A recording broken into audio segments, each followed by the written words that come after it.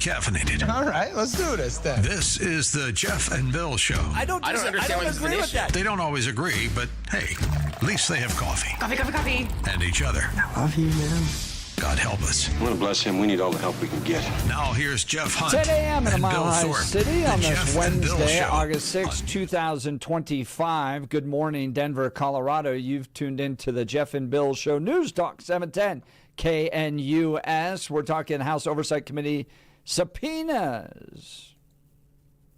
The Clintons, as well as a lot of other major figures in the Department of Justice to discuss Epstein, Maxwell, what happened there, come before Congress and answer for it. And Bill, I just bring up this point that famous people get away with crime.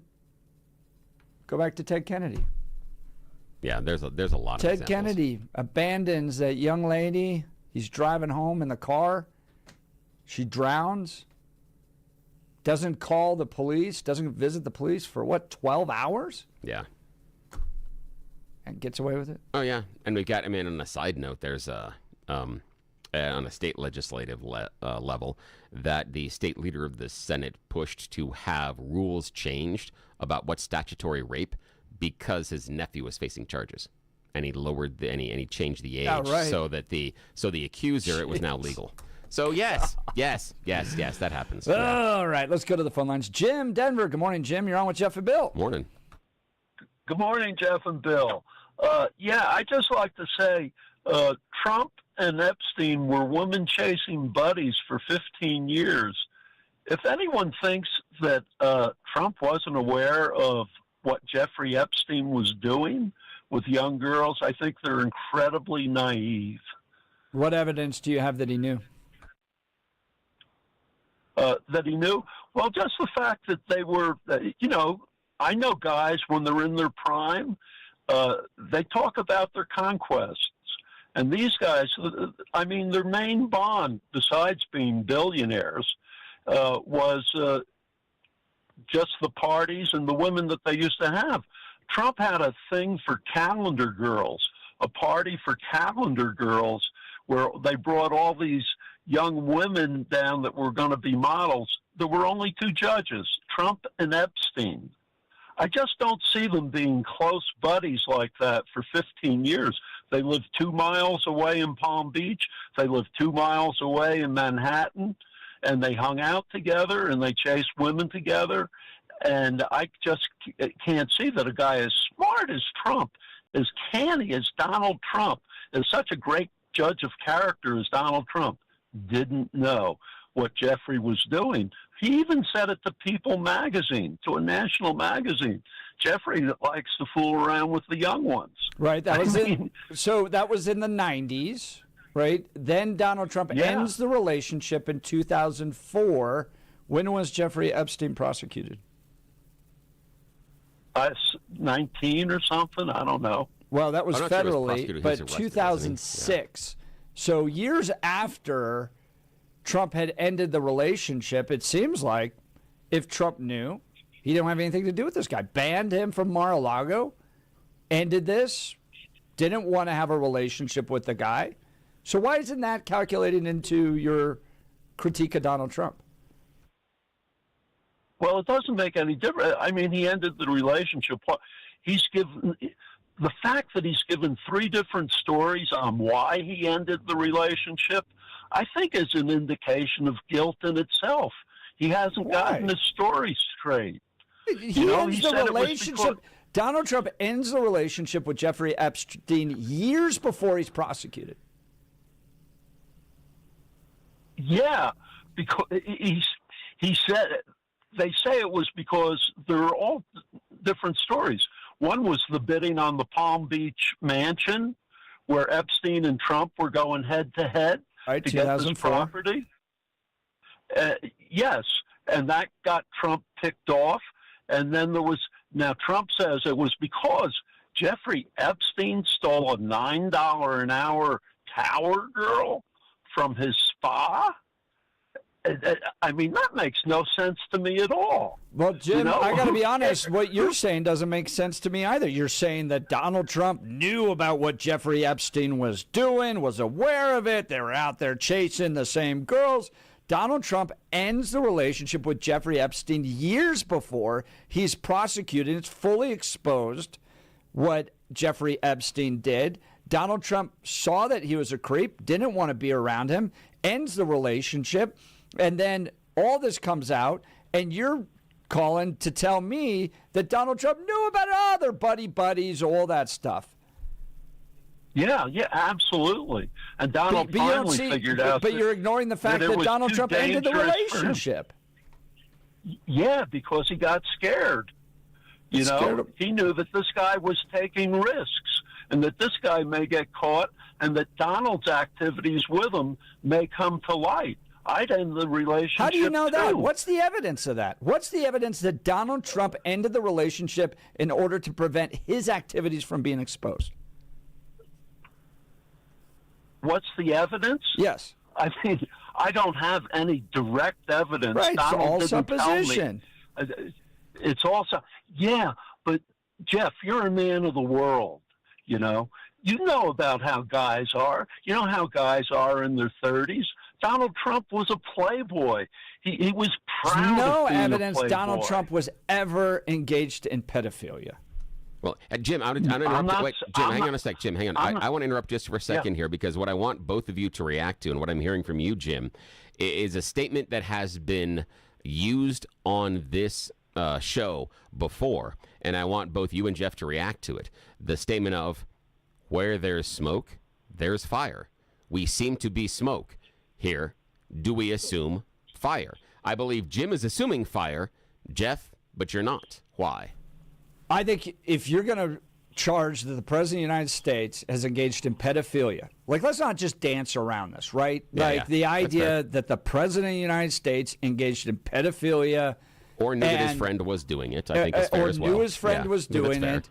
And you have a guy that's been brought up on charges for everything. I mean, everything by the Democrats have thrown stuff at him, from misevaluating his apartment in order to get a better loan to paying off porn stars and not allocating that to the right fund on checks, to digging through his wife's underwear drawer for classified information. They have gone after Donald Trump with everything they had. The thing they've never had is that Donald Trump engaged in pedophilia, and to have callers say, well, he knew, he engaged, they ran around. You can't make that leap. It's just not right, Jim. Jeff, I'm not saying that. I actually don't believe that Trump engaged in pedophilia, but I think he knew, and I think he had an obligation, you know, to let other people know and to quit associating with this criminal, this sexual predator. He should have gotten rid of it. If Donald Trump had any character at all. Jim, do you do that same thing to Woody Allen? You say Woody Allen should have known, because Woody Allen writes in a letter about the young women that were around his place. I agree, and Woody Allen's a creep too. You know? Both of them are. No, I agree. Jim, we got to move on. I appreciate the phone call, and I think you've got a point. And this is kind of the reason that I appreciated that conversation, was because it reminded me of a conversation we were having a year or so ago about whether or not the Biden administration had weaponized the Department of Justice against people. Right. Yeah, and what we had was a lot of where there's smoke, there's fire assumptions.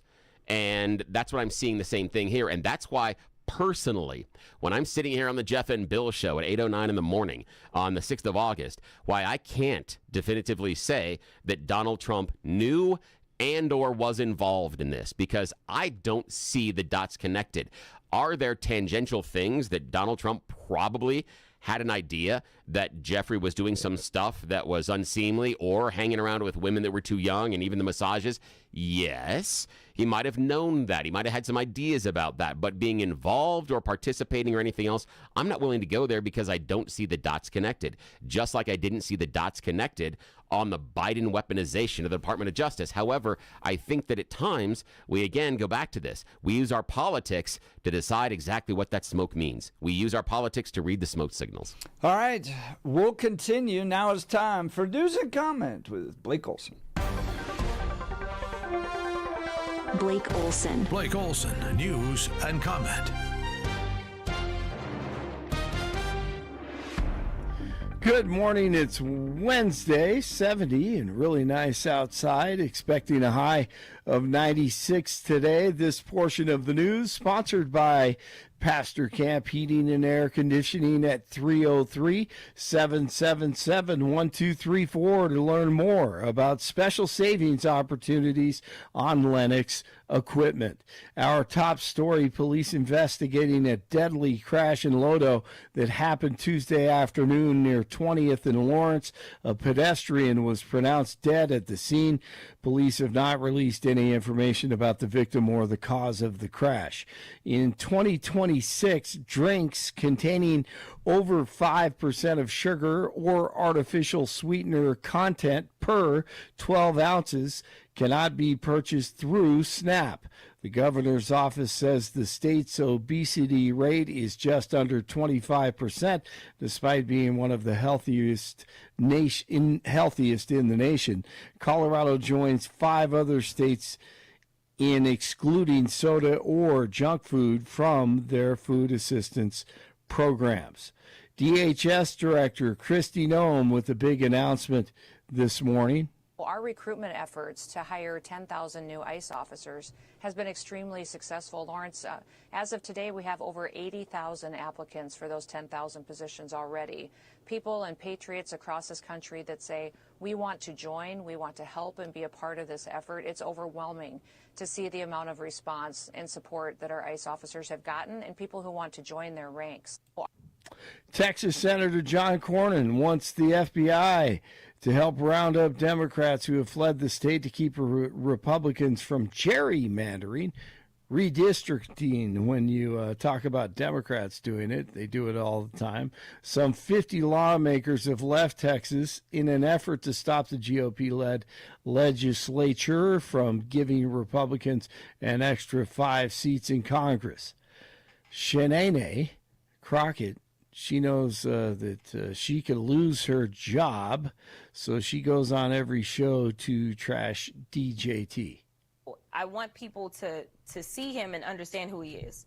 This is a person that has a problem with people of color. Oh, period. Yeah. I don't care how many black MAGA out there with their hats. I want to be clear when we look at who it is that he's kicking out of this country as people of color. When we look at who he always disrespects and says that they are low IQ, even though when you look at his cabinet, this has to be the most incompetent cabinet we have ever had in the history of this country. When we're talking about people that literally have the ability to drop bombs or order that bombs be dropped or make recommendations that bombs be dropped, and they literally don't know how to get the signal chat right. So we're talking about low IQ individuals, but so long as they say that this guy is their guy, and usually if they work for a certain news network, that's the only qualification that's necessary. She could have just said Fox. Wow, speaking of low IQs. Oh my goodness, she always brings the entertainment. Always. Thank you. The Clintons have been subpoenaed in the Epstein case, as Jeff and Billy were talking about. Benny Johnson asked Anna Paulina Luna if she'll ask him about the gross, weird painting of him. He's wearing a blue dress, Clinton is, Bill, Slick Willie, hanging in Epstein's mansion. James O'Keefe had it on his platform. Really am going to be surprised if he shows up. I think they're going to fight tooth and nail with the subpoena. I really do. And I think that we're probably going to have to go for I would really doubt that he's going to come in at the first request. So let's see how this plays out. But pertaining to that oil painting, super creepy. There was a lot of super creepy stuff that Jeffrey Epstein had. I know that Project Veritas had kind of covered that on some of the stuff and photos that they found in his place in the Virgin Islands. So Authorities are issuing a warning to parents after a Pennsylvania child was severely burned by a viral prank. Police said a 12-year-old boy boiled water in the microwave and then poured it on his sleepy 9-year-old brother. Oh, my God, that's horrible. It was part of what's known as the hot water challenge, where boiling water is dumped on someone who isn't expecting it. All right, so tell your kids about that if they're watching TikTok or see it on social media. Not a good idea to pour boiling water on your sibling. Howard Stern, the sellout, is being canceled by SiriusXM. So let's hear a few more seconds of his objective interview with Sleazy Joe last year. We're lucky to have you in the Oval Office and serving as the father of the country, because if you're a good father to your family, which you are, I know you'd be a good father to the country. And I want to thank you for providing a calming influence, an organized administration post-COVID, getting that vaccine out, getting NATO, getting us to feel comfortable, standing up to Putin. I don't know what people are looking for in a president, or maybe it's that people don't feel like they're getting enough or something. I don't know what it is, but I'll give you your greatest hits. The lowest uninsured rate in history. 4 out of 5 Americans are covered for less than $10 a month. Knocking off a few ISIS leaders, cutting the emissions in half. I mean, you've always been an environmentalist. Even the marijuana reform laws, enough sitting there. He's amazing. He is Superman. When you think of the fall that Howard Stern went from that movie Private Parts, where he's like edgy and he challenges power. Great He's going to do what he wants, to gushing over Joe Biden. Fighting the authority to kissing the authorities behind. Unbelievable. That is the definition of a brown nose right there. No brown doubt. Noser. That is your low point right there in your life, in your career. If you're Howard Stern. Rockies lose to the Jays 10-4. Getaway day today at 1:10 at Coors Field.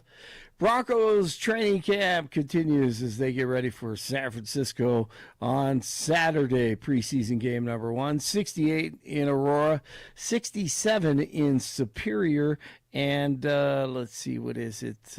70 in Denver. Jeff and Billy continue. Blake Olson, News Talk, 710 KNUS. Your 710 5-day forecast is going to be a tinge of haze and smoke in the air across the Denver metro. Mostly sunny, hot temps in the mid-90s this afternoon with clear skies tonight, mild still in the middle and upper 60s. Upper 90s for Thursday and again for Friday. We're going to finish the work week mainly dry with some of those brisk winds, lows in the upper 60s. Weather brought to you by L&L Heating and Air Conditioning. For quick, trustworthy, and dependable service, call 720-851-1691 or visit them online at bestdenverhvac.com. You'll be comfortable with L&L. Meteorologist Don Watzel in the 710 KNUS Weather Center.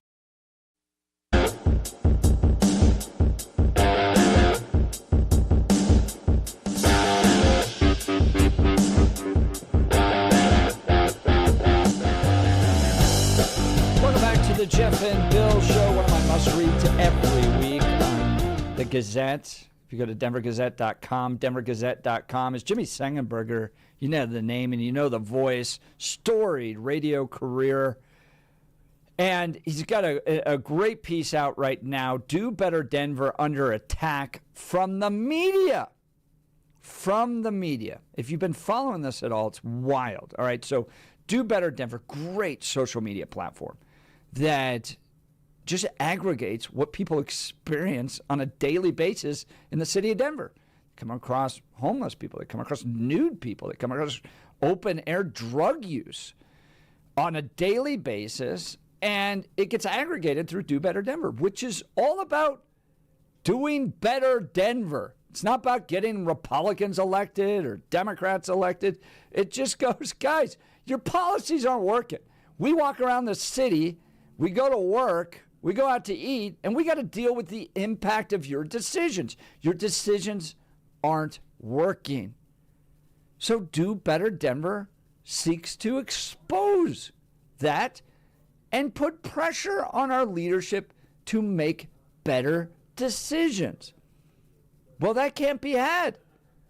The mayor ordering the Denver police not to respond via X anymore to Do Better Denver. And now the Denver Post seeking to expose who's behind Better Denver actually just essentially doxed 3 sources that aren't part of the administrative leadership of Do Better Denver. What is going on? Well, to give us some insight, talk about his latest piece in the Gazette, Jimmy Sengenberger joins us. Good morning, Jimmy. Thanks for joining the Jeff and Bill Show. Yeah, good morning. Good morning, guys. Good to be with you. This is one of those wild stories that makes you go, some people in the media in Denver really suck. I know it's a shocker. It's a shocker, isn't it? No, dude, you're exactly right, because you're sitting here looking at this Denver Post piece. I mean, they expend all this power as, you know, the flagship newspaper in Denver on trying to expose a little anonymous account that's just aggregating what people are seeing. Explain it. Yeah, this is one of those situations where somebody's crowdsourcing all kinds of information. So people will send Do Better Denver videos, as you explained, open drug use, people who are homeless.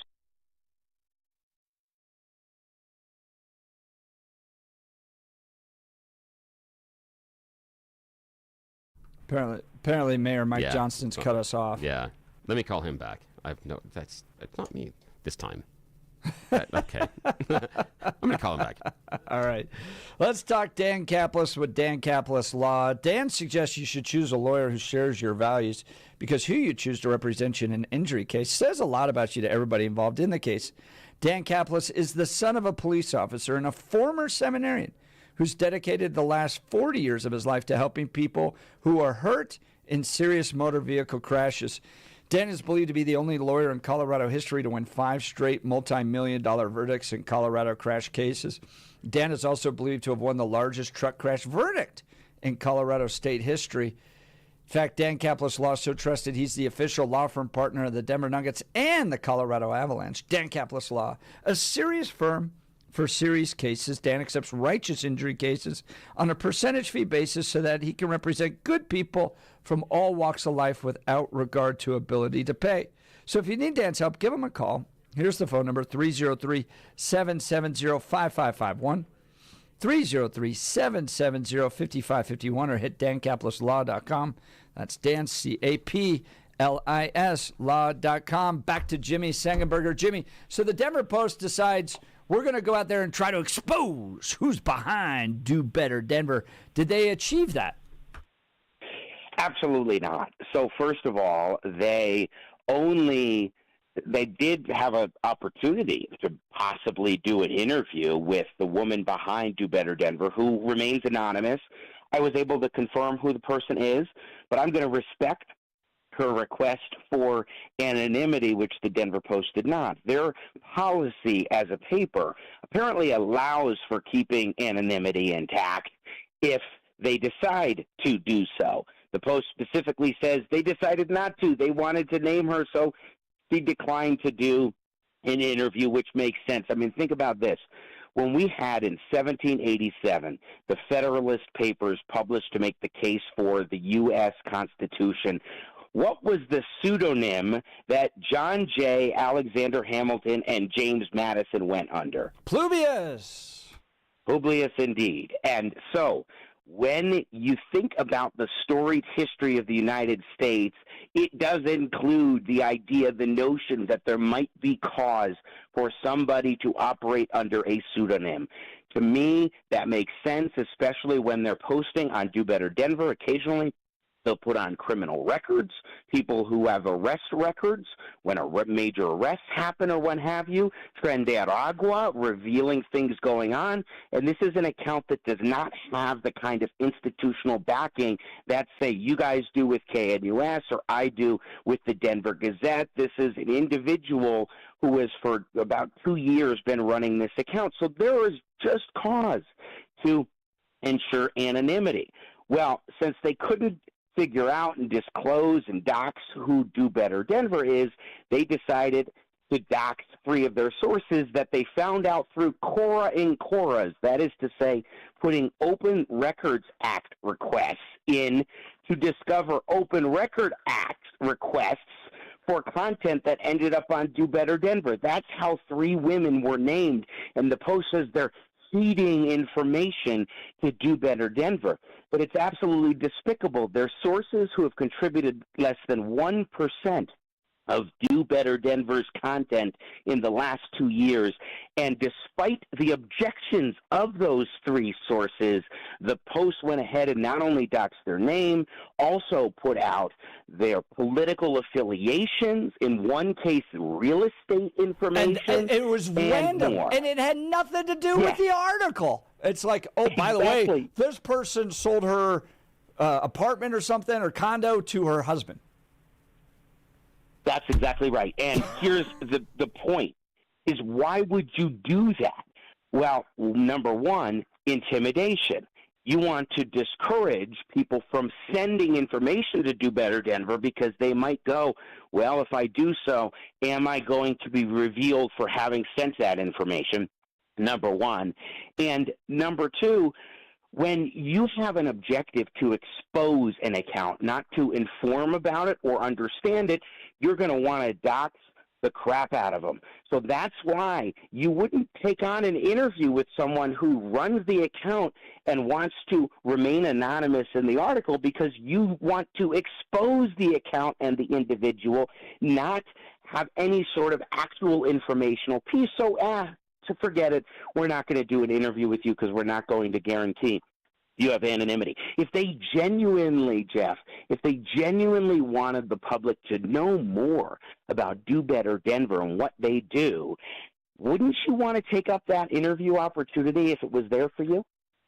100%. That's a great point. That's Jimmy Sengenberger, his latest piece in the Gazette, Do Better Denver, under attack from the media. Now, Jimmy, I agree with you, they're under attack from the media. They're also under attack from the mayor's office, and I think, personally, that the mayor's behind a lot of this, and that the Denver Post is doing the bidding for the mayor. You've seen evidence coming from Do Better Denver themselves that the police won't respond anymore to Do Better Denver because they think it's not constructive or they're not solution-oriented. But it seems like the mayor's office has an interest in trying to expose who's behind Do Better Denver. Well, first and foremost, if you have an account that is very successful on social media in putting out videos, reels on Instagram, videos or other content pieces on X that people are seeing and it's making an impact, and you have the opportunity to go after them and try to undercut them, and you're the mayor, you're the city council, of course that's something you're going to want to do because they're making you look bad by just showing what's actually happening.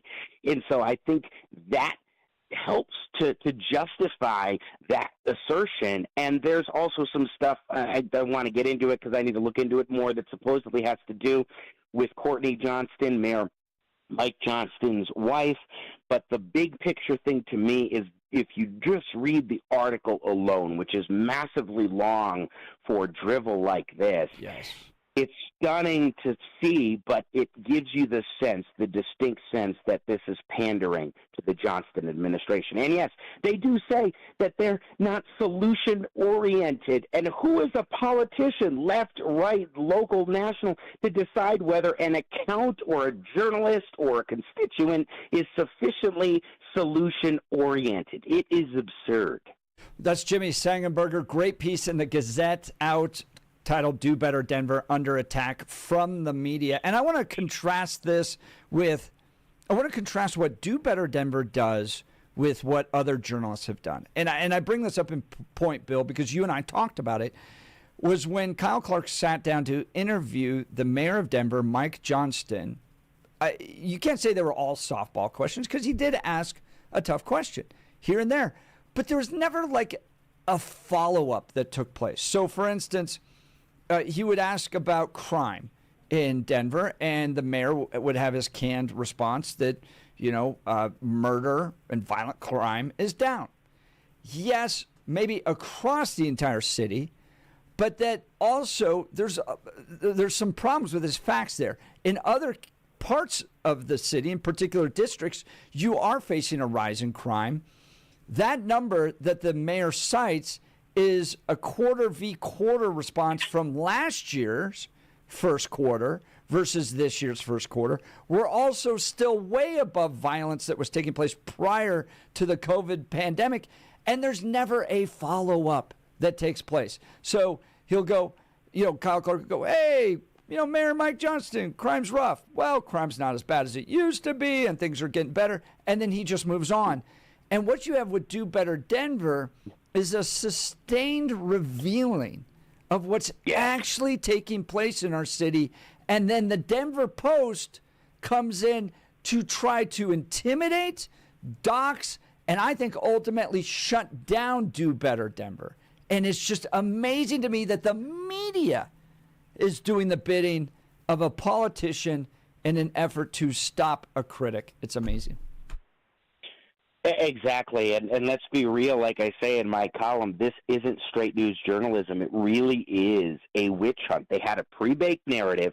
They bolstered it by handpicking journalism experts from a couple of institutes that is all meant to justify the article itself. Even though Do Better Denver never claims to be a newsroom, they try to paint the picture like that's what they're going for. They call themselves a conduit for the citizens of Denver to show what's really happening. And that, to me, is what the citizen journalism age is about. And then the media ecosystem, you got things like talk radio, you've got the Denver Gazette, and you've got Do Better Denver and other accounts. There's I-70 things. You guys ever see what I-70 things post? The wild stuff that happens on the highway. Sometimes you're like, oh my gosh, is that really happening? Do Better Denver is like that. They just have a public policy bent because they're focused on exposing the terrible things that are happening in and around the city. And good for them, because we need that kind of bent, and it's reaching everyday people in a way other accounts might not. And I think that's what scares City Hall, and that's what scares the Denver Post, which doesn't like it. That's Jimmy Sengenberger, talk show host and also columnist at the Denver Gazette, here on the Jeff and Bill Show Live, talking about the article in the Denver Post that basically doxed members that were contributing to Do Better Denver. And it took me a little while to get to the idea of whether or not this purposefully was doxing, and it's because inside the definition for doxing, there is a malicious intent. And once, Jimmy, you outline the idea, and I think accurately, and I saw it in the article, where they go after some of the very personal info that has nothing to do with either Cora requests or information provided to Do Better Denver. When they go deeper into the background, that to me does cross into malicious intent. That to me, as you outline accurately here on the show, that's information that is unnecessary to the function that they claim inside of the article. Now, here's what I got to ask. Is possibly Jimmy Sengenberger and maybe Jeff Hunt, are the two of you just not understanding how the world works? Or better yet, not understanding how the comic book world works? Remember, J. Jonah Jameson wanted pictures of Spider-Man. Someone get me a picture of Spider-Man. Are we just ignoring the fact that maybe Do Better Denver has become Spider-Man to the Denver Post, J. Jonah Jameson? Are we giving them too much heat? Or is this a critique that is accurate and well-deserved? Your thoughts? Well, in an article as long as this, as detailed as this, as involved as this, targets sources that aren't Do Better Denver, the person behind Do Better Denver herself, when it's laid out in this way, yeah, they certainly want to expose Spider-Man, Batman, whatever you want to, whichever you want to choose, who's got that secret identity in that sense, but in a way that is not conducive to anything positive in the discourse. I mean, this is the media that's going after a social account that is a citizen journalist. This is an example of going way too far in pursuit of, I think, something that isn't noble in any way, shape, or form. There's malicious intent here. That seems pretty clear. And it comes from three people who just sent some information to an account, and they did so with the expectation that it would be kept confidential because they're everyday people who don't want their lives turned around upside down like this. They didn't sign up to be bullied by a major Denver media outlet to be exposed in these ways. It comes across as personal, as vindictive, and as nasty, and there is no way, shape, or form that this is overstated.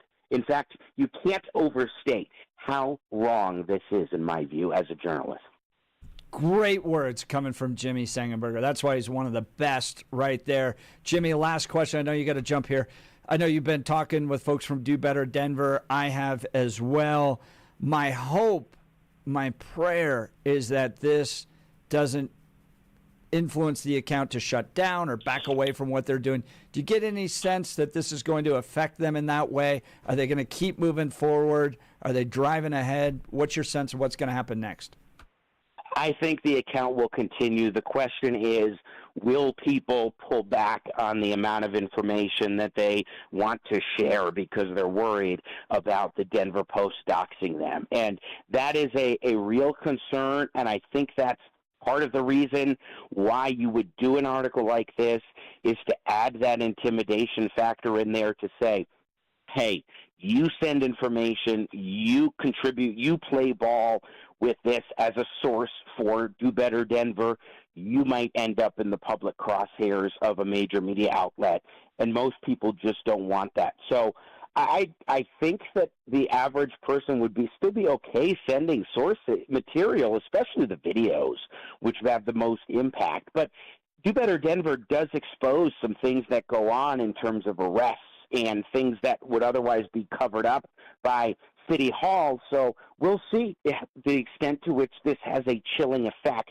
But I do think, at least for the time being, there's legitimate concern that maybe some of the information flow will pull back. And again, I think that's the goal of the Post here. Well, he's one of the best in the business, Jimmy Sengenberger. You can follow him on X at Seng Center, S-E-N-G, Center, C-E-N-T-E-R. He's got weekly columns coming out in the Gazette. They're absolutely some of the best out there. Make them part of your must-reads each week. Jimmy, thank you for taking time to join the Jeff and Bill Show. Yes, thank you. Thanks, guys. Always love it. All right. Would love to hear from you on all this. Yeah. Gosh, I think the Denver Post deserves to be shamed for what they did.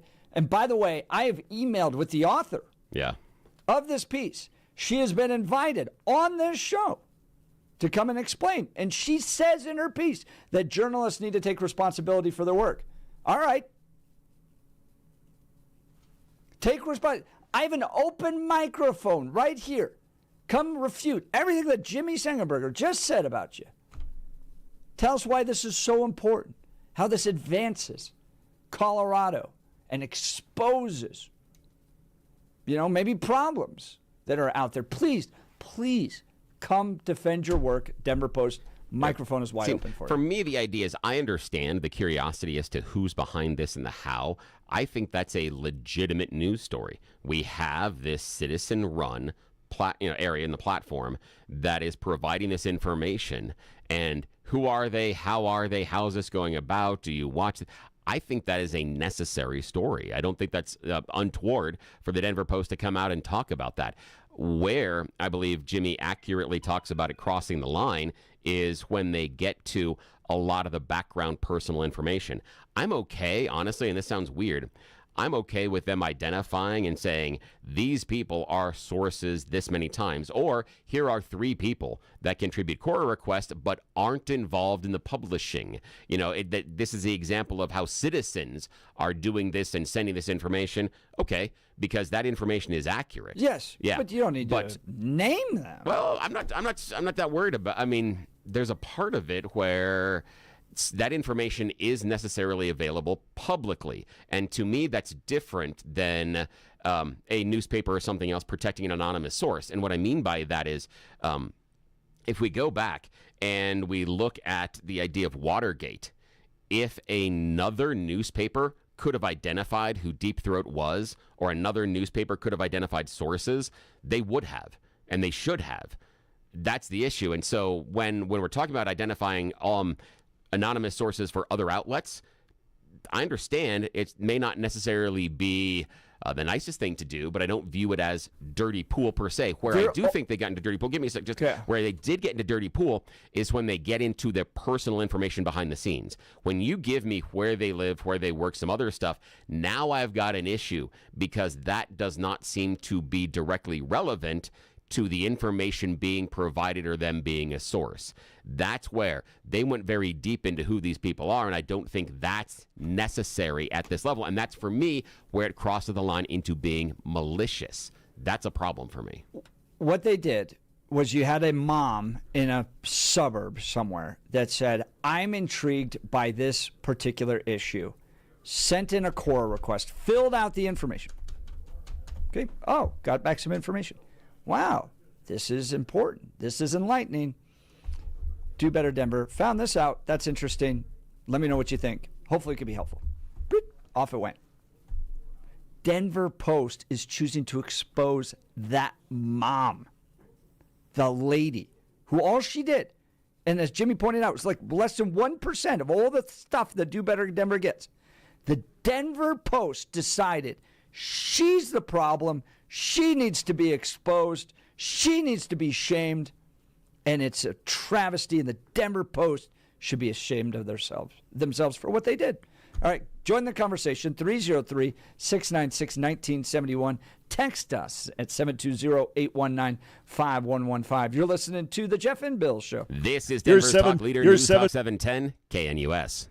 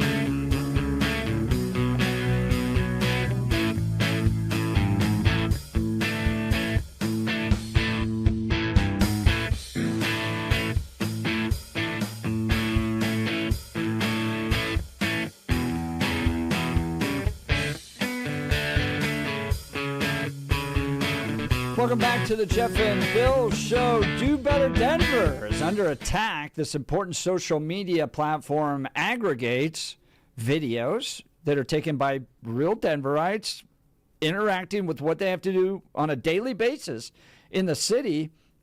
Homelessness, drug use, prostitution, and they expose what's really happening in the city. Well, the Denver Post, from my perspective, doing the bidding of the mayor, is attacking them, trying to expose who's behind this anonymous account in an effort to intimidate and ultimately shut it down because it doesn't get in line with the narrative that's out there. Let's go to the phone lines. Fred Longmont. Good morning, Fred. You're up on with Jeff and Bill. Yeah, good morning. Morning, guys. I'd like to talk about this Denver Post, but before I do, Jeff, I have something specific for you. Please. I don't know if you remember, I sent you Range Magazine a while ago. Yes. With an article about wolves. Yes, I have it somewhere around here. It's great. Well, Thank you. if you get a chance, this latest edition just came out. There's a whole new section on ranchers versus wolves. And it not only covers Colorado, but it's New Mexico, Oregon, and California, so you might want to look it up. I think you just sent me another letter, so thank you.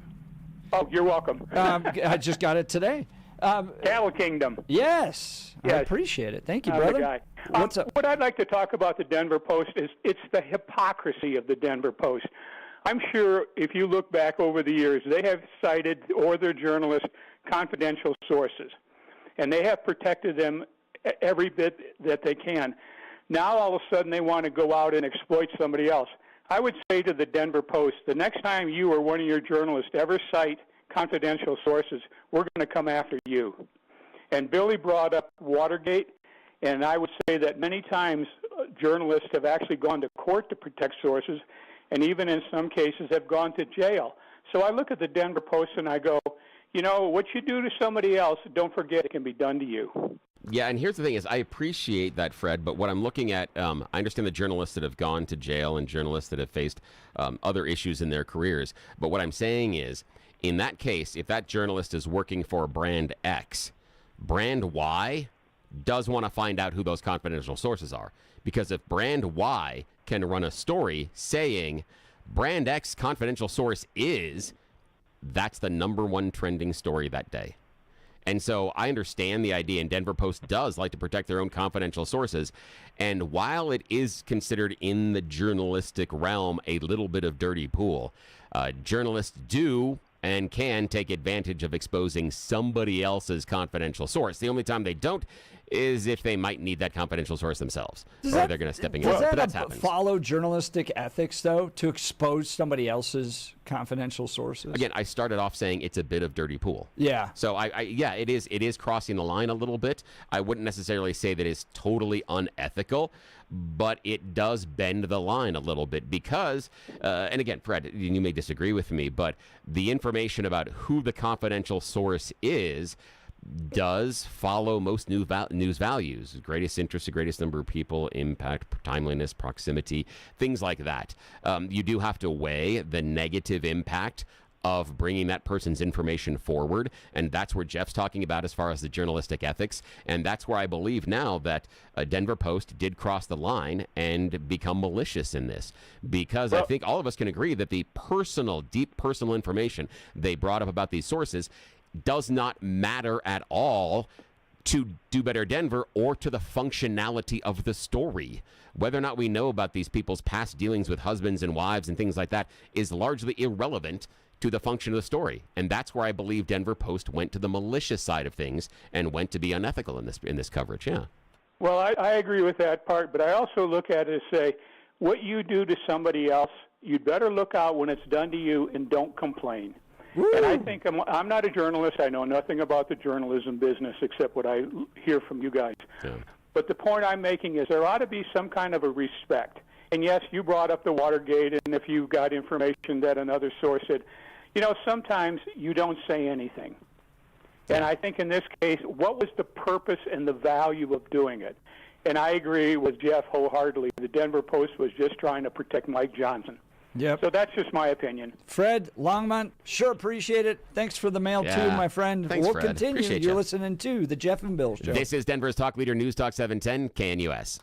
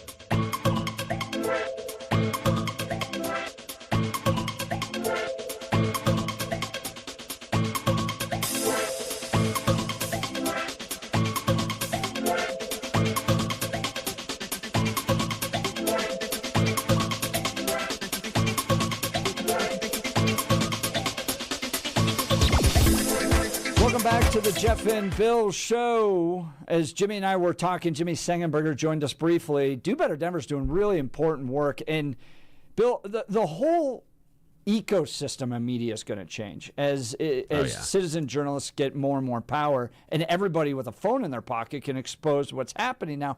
And I understand the concern and the worry about, making sure all the facts are right, and that's the editors do play a role. That's going to be a problem. They play an important role, and I think what we have to, as consumers, adjust to is we used to just turn on Walter Cronkite, and you got what was presented to you directly was filtered, was edited, was fact-checked. Okay. Now you turn on X, which is becoming one of the top news apps in the world, and you're going to get a lot of information. And the person that has to filter it, the person that has to fact-check it, the person is now you. Yeah. And that's a shift in media. And that's going to be a problem because, remember, if you have two sources and they're both telling you information, you're going to lean towards the one that is telling you the information you already agree with. Yes. So confirmation bias is going to be a tremendous problem going forward with this. I think there's a role for things like ground news. They've been appealing to both Republicans and Democrats. So, anyways, we'll continue. You're listening to The Jeff and Bill Show. This is 710 KNUS.